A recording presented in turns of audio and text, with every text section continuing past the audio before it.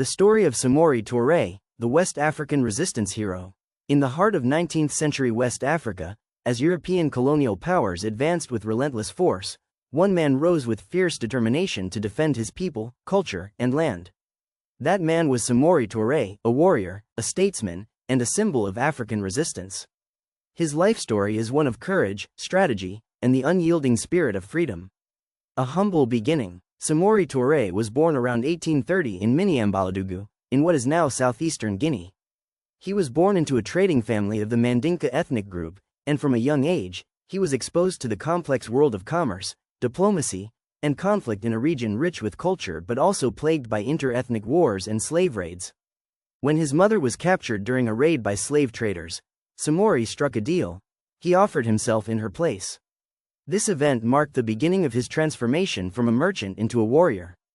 After serving briefly under his captors, Samori escaped and began assembling a following, first as a war leader, then as a ruler. Rise of the Wassoulou Empire. By the 1860s, Samori had built a formidable army and carved out a new empire in West Africa known as the Wassoulou Empire, spanning parts of modern-day Guinea, Mali, Côte d'Ivoire, and Burkina Faso.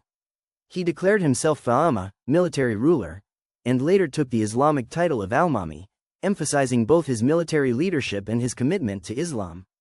He built a professional army equipped with modern firearms, some obtained through trade with Europeans and North African merchants. Touré trained his soldiers in strict discipline, used clever military tactics, including guerrilla warfare, and set up a centralized administration that rivaled many in the region.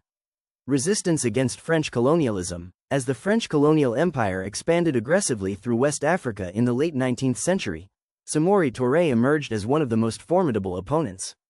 Between 1882 and 1898, he led a long and determined resistance against the French. Touré understood the importance of mobility and logistics. When the French forces captured parts of his territory, he avoided direct confrontation and relocated his base eastward, reorganizing and continuing the fight. His empire was not only a political and military force but a powerful symbol of African resistance to colonization.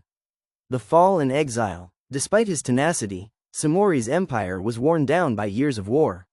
His enemies, better equipped, better funded, and relentless, eventually overwhelmed him. In 1898, after a final campaign in present-day Côte d'Ivoire, Samori Touré was captured by French troops. He was exiled far from his homeland, to Gabon, where he died 2 years later, in 1900. Though he was gone, his legacy remained. Legacy. Samori Touré is remembered as one of the greatest African leaders who stood against European colonization. His life has become a symbol of bravery, leadership, and African resistance. Statues, streets, and schools bear his name across West Africa. His story is taught in classrooms and told in oral histories from generation to generation. More than a warrior, Samori Touré was a nation builder and a visionary, one who imagined a free and united African people, even as the colonial storm swept across the continent. Quote inspired by his spirit, "Better to die fighting on your feet than to live on your knees." A phrase that echoes the unbreakable will of Samori Touré. Like and subscribe for more.